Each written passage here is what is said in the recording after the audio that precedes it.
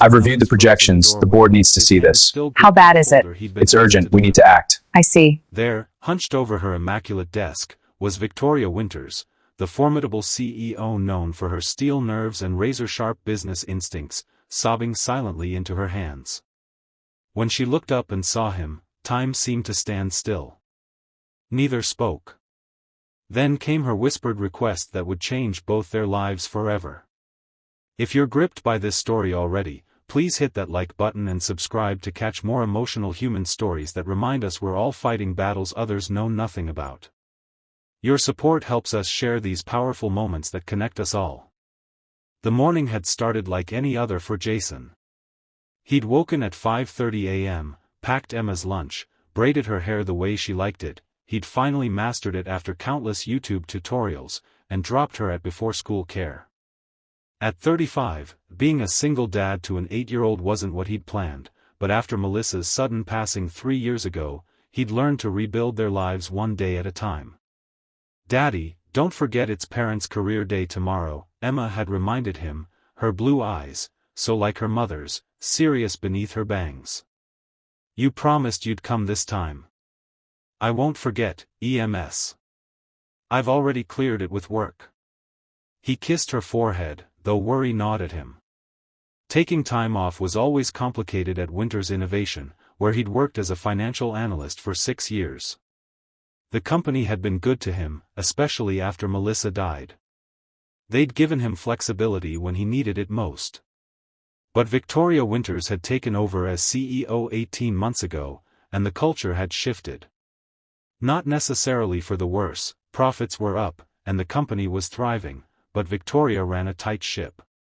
She was brilliant, focused, and intimidatingly competent. She was also, by all appearances, completely unemotional. Jason had interacted with her directly only a handful of times, usually during presentations where her penetrating questions left even seasoned executives stammering.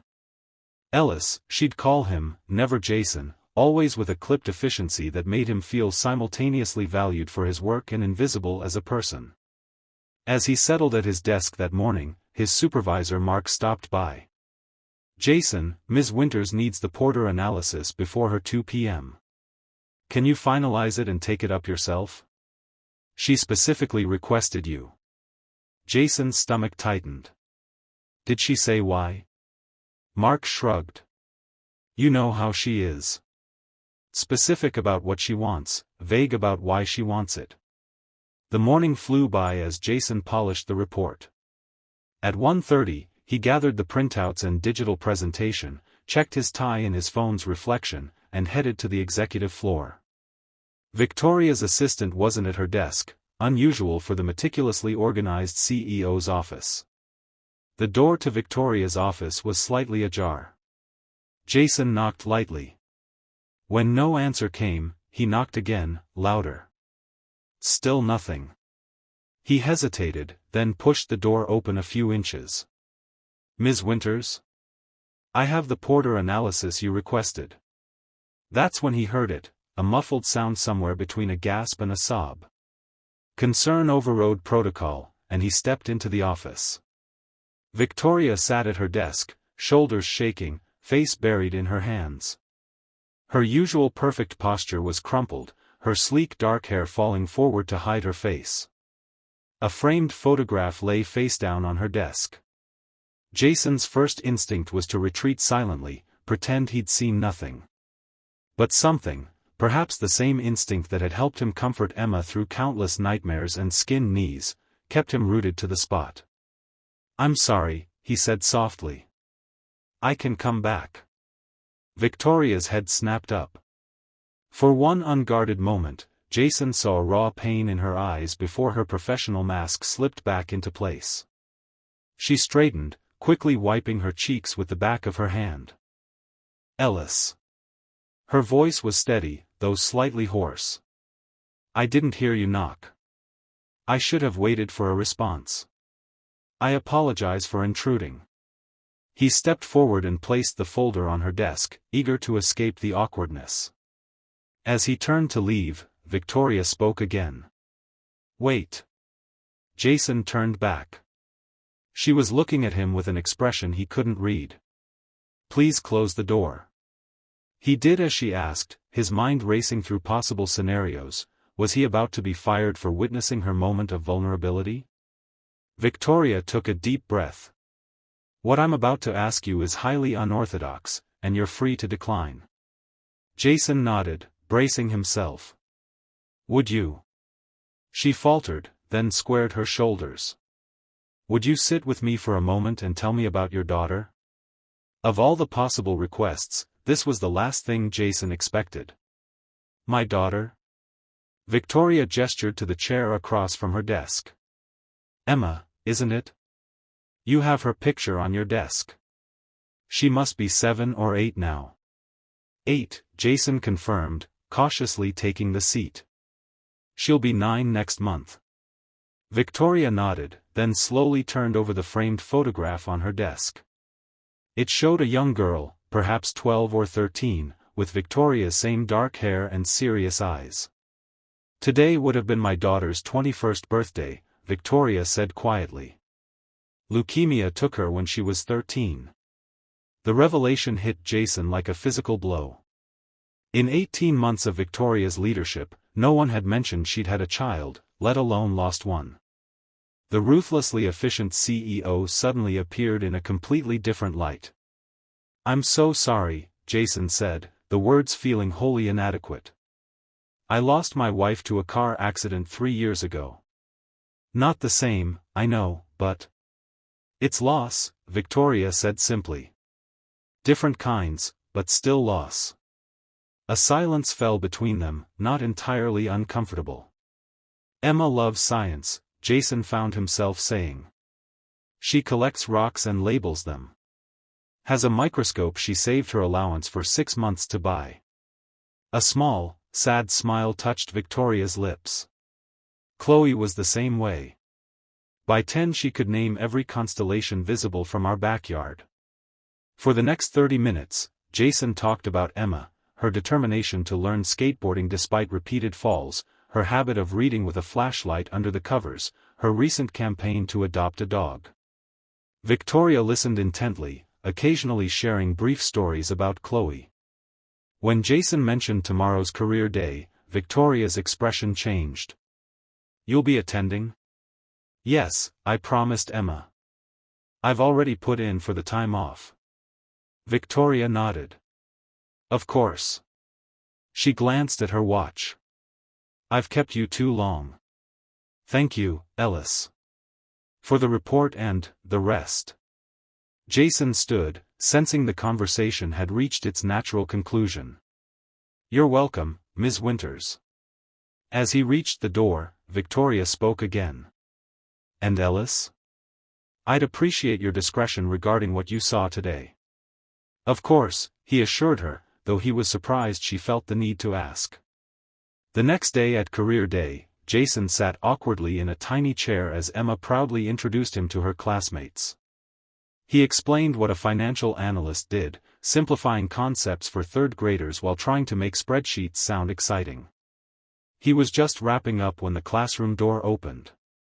Every head turned as Victoria Winters walked in, impeccable in a navy suit, carrying a small box.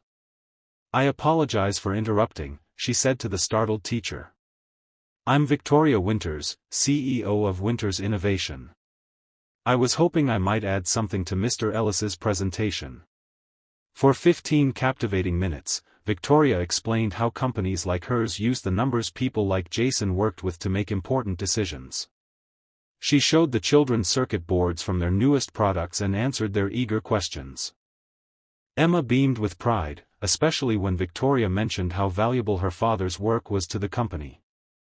As they were leaving, Victoria handed Emma the small box she'd brought, a beginner's geology kit with real specimens and testing materials. "Your father mentioned your interest in science," Victoria said. "My daughter had one just like it." Later, after dropping an ecstatic Emma at home with his mother, Jason returned to work, his mind still processing the morning's events. He'd barely settled at his desk when his phone rang. "Ellis, would you come to my office?" Victoria's voice was back to its usual professional tone.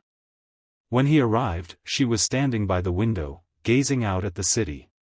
"Thank you for allowing me to join today," she said without turning around. It was healing, in a way I hadn't expected. "Thank you for coming," Jason replied. "Emma hasn't stopped talking about meeting a real CEO." Victoria turned to face him. "I have a proposition for you, Ellis. One that might solve a problem for both of us." She explained that the company was launching a new initiative, a comprehensive work-life balance program for employees with families. "We need someone to head it up. Someone who understands the challenges personally. Someone like you." Jason blinked in surprise. "Me? But I'm not in HR. I'm a numbers guy. Which is precisely why I want you. This isn't just about feel-good policies, it's about creating sustainable practices that work financially for the company while supporting our employees. Your analytical skills combined with your personal experience make you uniquely qualified." The offer came with a substantial raise, more flexible hours, and greater responsibility. As Victoria outlined the details, Jason realized this wasn't charity, she genuinely believed he was right for the role. "Why are you doing this?" he asked finally. Victoria was silent for a moment. "After Chloe died, I threw myself into work. I became the person you see, efficient, focused, unemotional. It was easier than feeling the pain. But yesterday, talking about our children." She paused. "It reminded me that the work we do should serve the lives we live, not the other way around."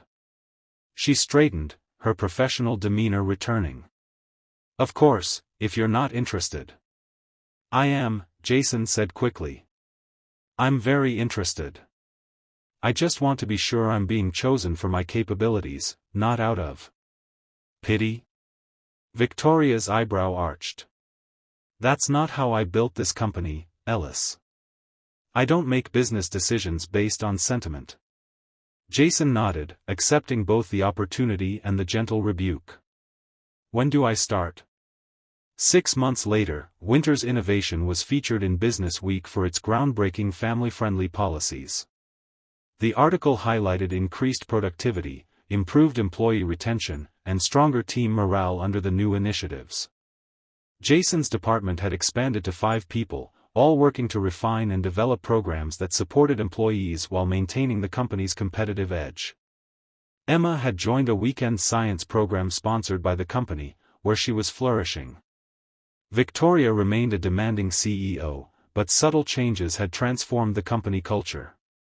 She knew employees' names now, asked about their families, and had instituted monthly lunches where staff could bring their children to meet her.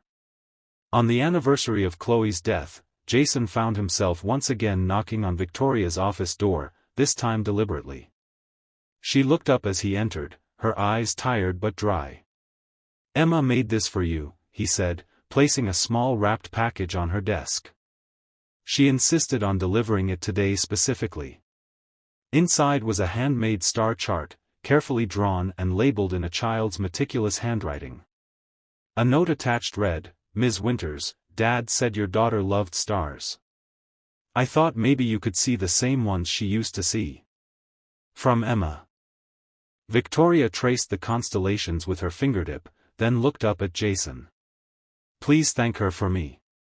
This is perfect." "You could thank her yourself," Jason suggested gently. "She's downstairs in the new childcare center. She'd love to show you her latest rock specimens." Victoria hesitated, then nodded. "I'd like that." As they walked together toward the elevator, Victoria said quietly, "That day you walked in on me crying. I've been meaning to thank you." "For what?" "For seeing me as a person, not just a CEO. For reminding me that I could be both." Jason smiled. "That works both ways, you know. You saw me as more than just an analyst. More than just a single dad." The elevator doors opened, and Emma's excited voice called out, "Dad. Ms. Winters. Come see what I discovered under the microscope." As they joined Emma at her small table, surrounded by other employees' children in the bright, cheerful space that had once been an unused conference room, Jason reflected on how a moment of unexpected vulnerability had transformed not just his life and Emma's, but an entire company culture. Victoria caught his eye over Emma's enthusiastic explanation of mineral properties, a genuine smile softening her features. In that moment, they were neither CEO nor employee, just two people who had found connection through loss and were building something meaningful from it.